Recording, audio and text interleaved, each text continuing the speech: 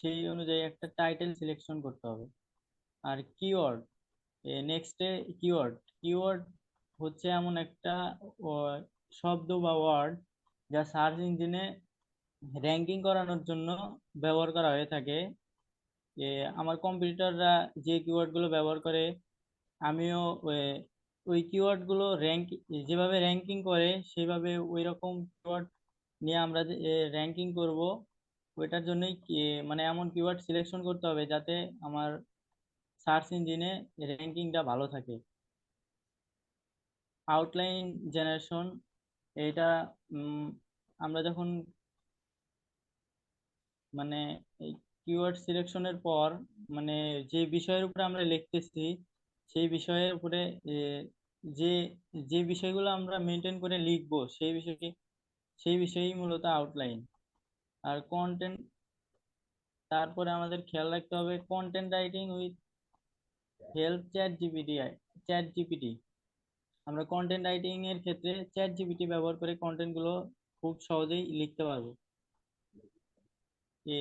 Content লেখার পর সেগুলোকে গ্রামার এবং স্পেলিং চেকের জন্য আমরা grammarly.com-এ যাব এবং সেখান থেকে স্পেলিং এবং গ্রামার চেক করব।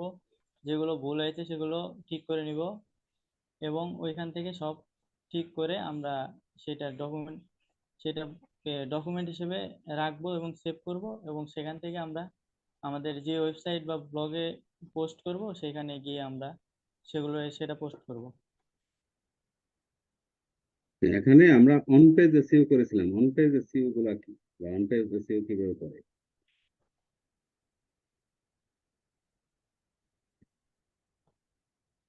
জি স্যার। আপনার কি মনে আছে অন পেজ এসইওটা কি?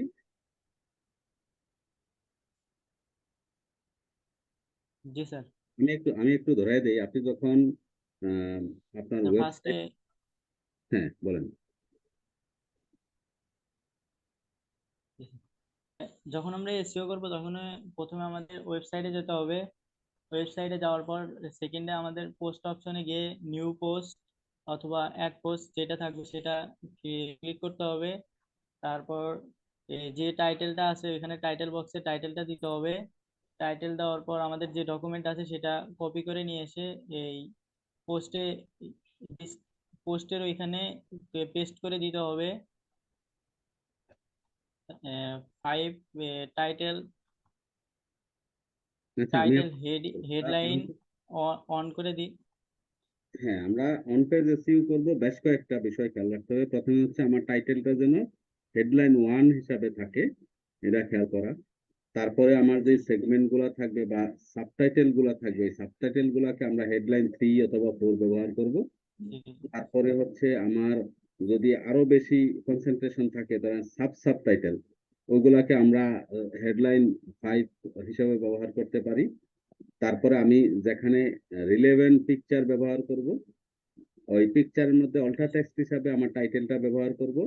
এবং পিকচারের মধ্যে আমি ইনবাউন্ড এবং আউটবাউন্ড দুই ধরনের লিঙ্ক ব্যবহার করব, যেটাকে ব্যাকলিঙ্ক জেনারেশন বলে।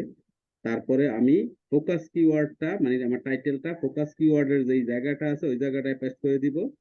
তারপরে আমি যেই সামারি লিখবো, মেটা টাইটেল, ওই মেটা টাইটেলের জায়গায় আমার টাইটেলটা দিব এবং এটার একটা ইন ব্রিফ, এক প্যারাগ্রাফে ব্রিফ লিখবো। এবং আমি আমার কিওয়ার্ডটা রিপিটেটিভ কিওয়ার্ড হিসেবে ব্যবহার করা হলো কিনা এই বিষয়টা দেখব। তারপরে আমি আমার কিওয়ার্ড ট্যাগ, হোম ট্যাগ, মেটা টাইটেল এগুলা ব্যবহার করার পরে আমি দেখে নিব আমার র্যাঙ্কিং স্কোর কত আসলো। আমরা তো যেটা এসইও টুল, বিভিন্ন রকমের এসইও টুল আছে, আমরা র্যাঙ্ক ম্যাথ এসইও টুল ব্যবহার করতেছি, তাই না? তো আমরা র্যাঙ্ক ম্যাথে দেখে নিব জি স্যার। আমার স্কোরটা কত আসলো।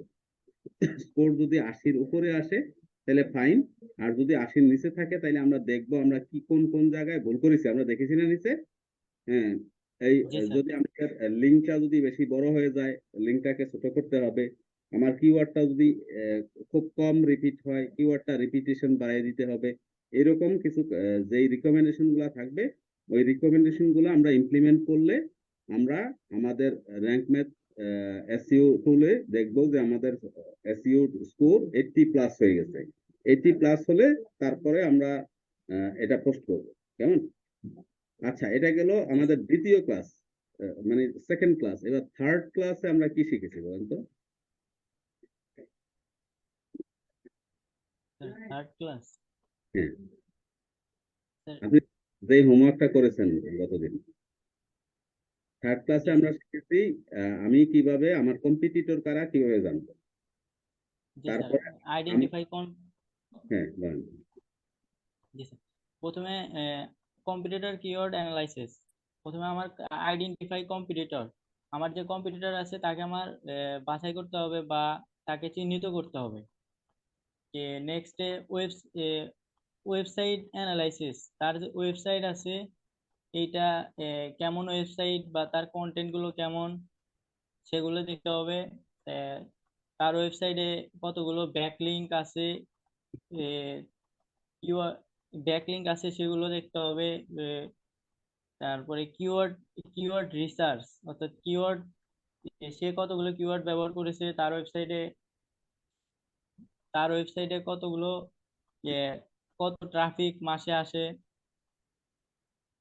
আচ্ছা, আমি বুঝতে পারছি আপনার গত ক্লাসটাতে এখনো একটু মানে জড়তা আছে। আমি হোমওয়ার্কটা দেখেই বুঝছি যে আপনি গত ক্লাসটাতে আমরা ভালোভাবে করতে পারিনি, শেষ করতে পারিনি। এইবার গত ক্লাসটা আমি খুব দ্রুত একটু রিপিট করি, হ্যাঁ। গত ক্লাসে জি স্যার। আমরা প্রথম পড়েছি আইডেন্টিফাই কম্পিটিটরস। মানে আমি যেই জি প্রোডাক্টটা স্যার। নিয়ে কাজ করি, ধরেন এই প্রোডাক্টটা যদি ধরেন এলইডি টিভি, একটা প্রোডাক্ট, আমার প্রোডাক্ট যদি এলইডি টিভি হয়, তাইলে আমি এই স্টেপসে যাই কিওয়ার্ড জেনারেটরে প্রথম দেখবো হচ্ছে এলইডি টিভি বাংলাদেশে কি কি অল্টারনেটিভ কিওয়ার্ড দ্বারা সার্চ করা হয়, তার মধ্যে বেস্ট সার্চ কিওয়ার্ড কোনটা, যেটা সার্চ ভলিউম সবচেয়ে বেশি। তারপরে এই জি সার্চ ভলিউমটা নিয়ে আমি কিওয়ার্ড ডিফিকাল্টি চেকারে যাব। কিওয়ার্ড ডিফিকাল্টি চেকারে গিয়ে আমি দেখব যে আমার এই কিওয়ার্ডটাতে গুগলে যদি বাংলাদেশ থেকে র্যাঙ্ক করতে হয় তাহলে কতগুলা ব্যাকলিঙ্ক জেনারেট করতে হবে। এবং আমি খুব দ্রুত আপনাকে আহ, একটু প্র্যাকটিক্যালও দেখাই দিই, আপনি মিস করেছেন গত ক্লাসটা, সামহাও মিস করেছেন। তারপরে হচ্ছে আমি ব্যাকলিঙ্ক জেনারেট করা, আমি যখন দেখব যে আমার কোথাও কোথাও কিওয়ার্ড ডিফিকাল্টি যদি 10-এর কম হয়, তাহলে দেখবো যে আমরা 5টা 7টা 10টা ব্যাকলিঙ্ক জেনারেট করলেই এটা র্যাঙ্ক করে যাবে। আর যেগুলার কিওয়ার্ড ডিফিকাল্টি বেশি, এগুলার 200 300 500 ব্যাকলিঙ্ক জেনারেট করতে হয়।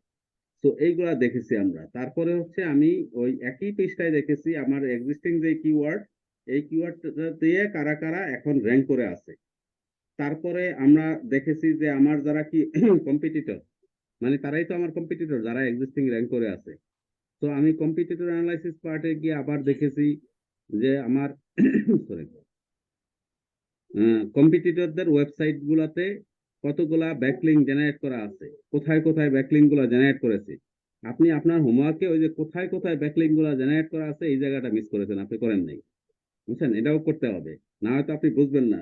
এইবার চলেন আমরা একটু প্র্যাকটিক্যালি দেখি। প্র্যাকটিক্যালি যদি আমরা এটা দেখতে যাই তাহলে দেখবো ahreps.com। এই স্রেপসে আমরা প্রথমে ধরেন জি স্যার। আমরা আজকে এলইডি টিভি সার্চ করি, কিওয়ার্ড জেনারেটর। এই যে কিওয়ার্ড জেনারেটর লিখলাম এলইডি টিভি। এলইডি টিভি একটা প্রোডাক্ট, তাই না? এটা জি আমরা স্যার। বাংলাদেশে কি কি কিওয়ার্ড দ্বারা সার্চ করা হয়, কোনগুলার কিওয়ার্ড কত বেশি। এখন এলইডি টিভিতে আমরা দেখতেছি LED TV price in Bangladesh, এই কথাটা লিখে সবচেয়ে বেশি পরিমাণে সার্চ হয় 3700 per month. Walton LED TV price in Bangladesh, এটা লেখে 2800 সার্চ হয়। এলইডি টিভি লেখে 1800 জি সার্চ স্যার। হয়। ওয়ালটন এলইডি টিভি লেখে 1100 সার্চ হয়। ওয়ালটন 24 ইঞ্চ এলইডি টিভি লেখে 1000 সার্চ হয়। সুতরাং আমরা বুঝতে পারলাম LED TV price in Bangladesh এটা হচ্ছে মোস্ট সার্চ কিওয়ার্ড এখানে। তাইলে আমরা এখান থেকে শুধু LED TV price in Bangladesh এই কিওয়ার্ডটা নিলাম। আমি ধরে নিলাম আমি LED TV price in Bangladesh লিখলে যেন আমার ওয়েবসাইটটা বা আমার কোম্পানির ওয়েবসাইটটা দেখায়, আমরা ওই জায়গায় নিয়ে যাব। তখন আমি এই LED TV price in Bangladesh এটার মধ্যে ইয়ে করব, দেখব এই যে কিওয়ার্ড ডিফিকাল্টি চেকার। এখানে গিয়ে আমি দেখব যে এলইডি প্রাইস ইন বাংলাদেশ এইটাতে যদি আমার র্যাঙ্ক করতে হয় তাহলে কতগুলা কিওয়ার্ড, আমার কতগুলা ব্যাকলিঙ্ক জেনারেট করতে হবে। জি স্যার। এই যে কিওয়ার্ড ডিফিকাল্টি চেকার, এখানে গেলে আমি বুঝতে পারবো যে আমাকে বলে দিবে LED price in Bangladesh 17 keyword. সে বলে দিছে যে আমাকে কম বেশি 19টা ওয়েবসাইটে যদি আমি 19টা যদি ব্যাকলিঙ্ক জেনারেট করি তাইলে আমার ওয়েবসাইটটা গুগলে 1 থেকে 10-এর মধ্যে চলে আসতে পারে। আপনি কি বুঝতে পারছেন এটার ইউজফুলনেসটা কিটা, এটার ব্যবহারটা কি? জি স্যার। হ্যাঁ, তো আমি 19টা জি স্যার। ব্যাকলিঙ্ক করতে হবে। এখানে আরেকটা বিষয় বলেছে সে, এই LED TV price in Bangladesh কোন কোন সাইটে এখন র্যাঙ্ক করে আছে, 1 2 3 4 5 6 7 8, এই সাইটগুলো হচ্ছে আমার কম্পিটিটর। আমি যদি LED TV price in Bangladesh যদি আমার কিওয়ার্ড হয় তাহলে আমার কম্পিটিটর কারা? আমার কম্পিটিটর হচ্ছে স্টারটেক বিডি, স্টারটেক, আমার কম্পিটিটর দারাজ, আমার কম্পিটিটর বিডি স্টল, আমার competitor Walton, Walton BD television, Samsung, Transtech, তারপরে আমার কম্পিটিটর হচ্ছে Pickaboo dot com, shop dot ranks dot com, এস্ট্রোর যমুনা ডট কম, আর প্যানকাটিল ডট কম। এই 10টা হচ্ছে আমার কম্পিটিটর। তা আমাকে যেটা জি করতে স্যার। হবে, আপনি এই জায়গাটা থেকে সামনে যেটা যাব এই জায়গাটাই মিসিং করেছেন, আপনি এটা বুঝতে পারেন নাই। আমি এর আগ পর্যন্ত যে আপনার হোমওয়ার্কটা দেখি, এই কাজগুলো আপনি করেছেন। আপনি কি করেছেন? এই কিওয়ার্ডটা দেখেছেন, মান্থলি সার্চ ভলিউম দেখেছেন 20,000, কিওয়ার্ড ডিফিকাল্টি 22। তারপরে আপনি কি দেখেছেন? এই যে ডিআর, আপনার যে কম্পিটিটর একটা তার ডিআর 82, তারপরে ব্যাকলিঙ্ক 14টা জেনারেট করতে হবে, ডোমেইন রেটিং কত এটা দেখেছেন। তা এখানে যে আপনি বললেন ডোমেইন হচ্ছে 82, ব্যাকলিঙ্ক 405, আর লিঙ্ক ওয়েবসাইট, এই সাইটগুলো কিন্তু আপনি আইডেন্টিফাই করেন নাই। আপনি শুধু vivo.com একটা সাইট দেখেছেন, কিন্তু ভিভোর এই সাইটটাতে কতগুলা ব্যাকলিঙ্ক জেনারেট করা আছে এবং কোথায় কোথায় জেনারেট করা আছে এই জায়গাটা আপনি আর কাজটা করেন নাই, হোমওয়ার্কটা আপনাকে এটাও করতে হবে। না হয় আপনি তো বুঝবেন না যে আপনার কম্পিটিটর, আপনাকে এখন দায়িত্ব দেওয়া হইলো যে ভিভো আপনার কম্পিটিটর